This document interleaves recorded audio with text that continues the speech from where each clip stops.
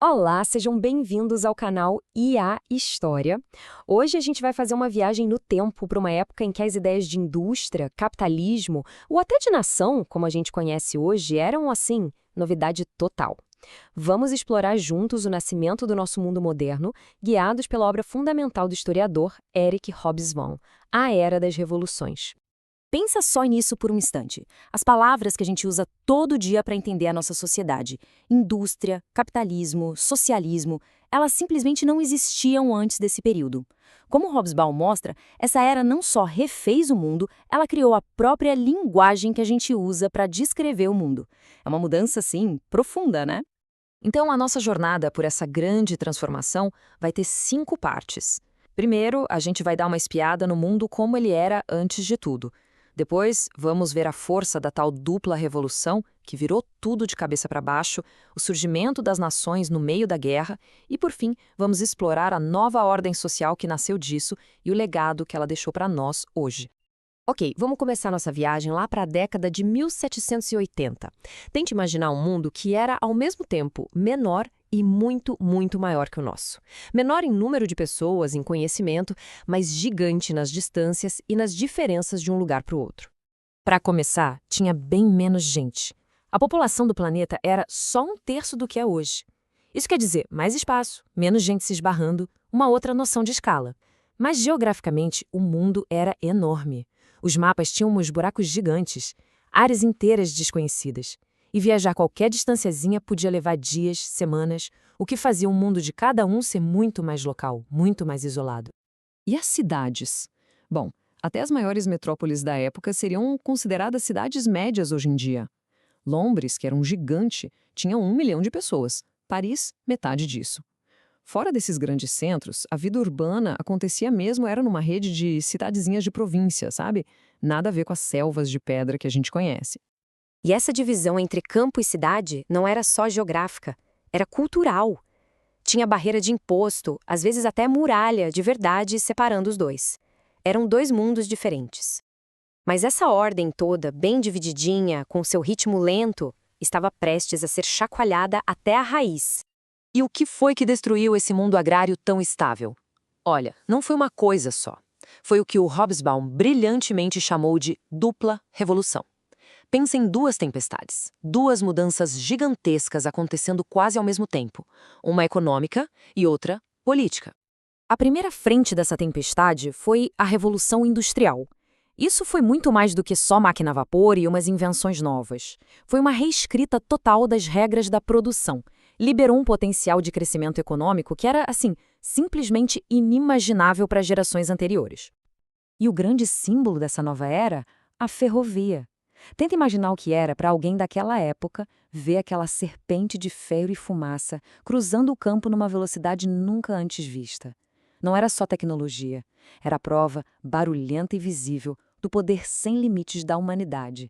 Fez as maravilhas do mundo antigo, tipo as pirâmides, parecerem coisa de um tempo mais lento, sabe? Menos ambicioso. A segunda frente foi a Revolução Francesa. Se a Revolução Industrial mudou como as pessoas viviam e trabalhavam, essa aqui mudou como elas pensavam sobre o poder. A ideia de que a horda de reis e nobres não era para sempre, que podia ser derrubada e trocada por uma nação de cidadãos, nossa, isso era simplesmente eletrizante. A queda da Bastilha foi um barulho que acuou pela Europa inteira. Chocou tanto o sistema que dizem que o famoso filósofo Immanuel Kant, conhecido por ser super pontual, quebrou sua rotina diária pela primeira e única vez. Juntas, a chaminé da fábrica e a guilhotina, a Revolução Industrial e a política formaram um motor duplo que jogou a história na era moderna. Mas essa transformação toda não foi nada pacífica. As ideias da dupla revolução não se espalharam num debate tranquilo, não. Elas foram forjadas no fogo de mais de 20 anos de guerra quase sem parar, de 1792 até 1815. Esse período foi totalmente dominado pelas guerras napoleônicas. De um lado, uma França revolucionária querendo se expandir. Do outro, um monte de monarquias antigas desesperadas para segurar essa onda.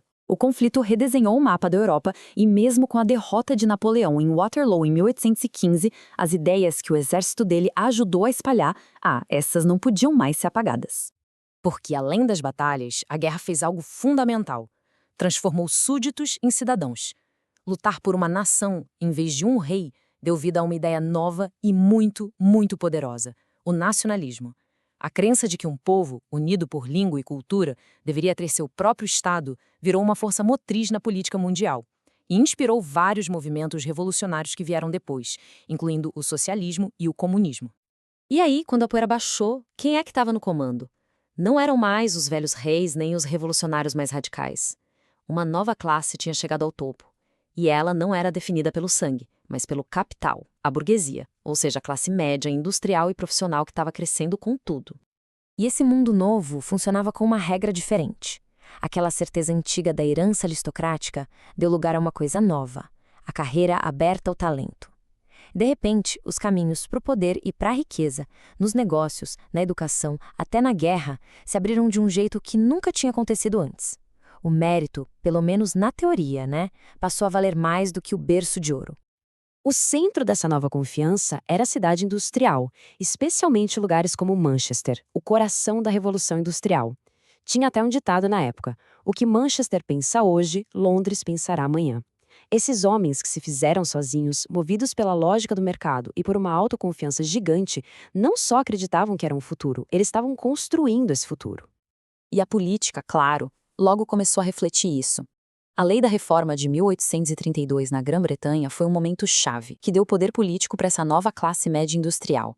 Mas, e aqui está o pulo do gato, ela deixou de fora as massas de trabalhadores que estavam se amontoando nas fábricas e cidades, o crescente proletariado. A linha de batalha do próximo século estava traçada ali.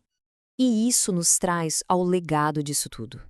Em só 60 anos, o mundo mudou tanto, mas tanto, que alguém de 1789 nem reconheceria o mundo em 1848.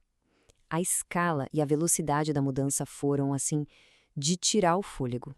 E o ponto principal é que isso não é só um evento histórico distante.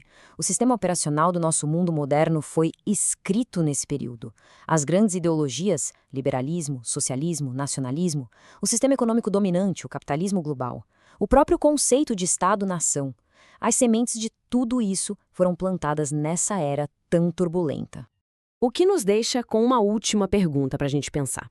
Se a revolução da indústria e da política forjou o mundo em que a gente vive, quais seriam as duplas revoluções de hoje? Talvez na inteligência artificial e na biotecnologia, ou na informação e no clima, que estão moldando o mundo do futuro? Se essa análise foi do seu agrado e se quiser mais mergulhos como este na história que molda o nosso presente, não se esqueça de deixar o seu like e se inscrever no canal IA História. Valeu e até a próxima!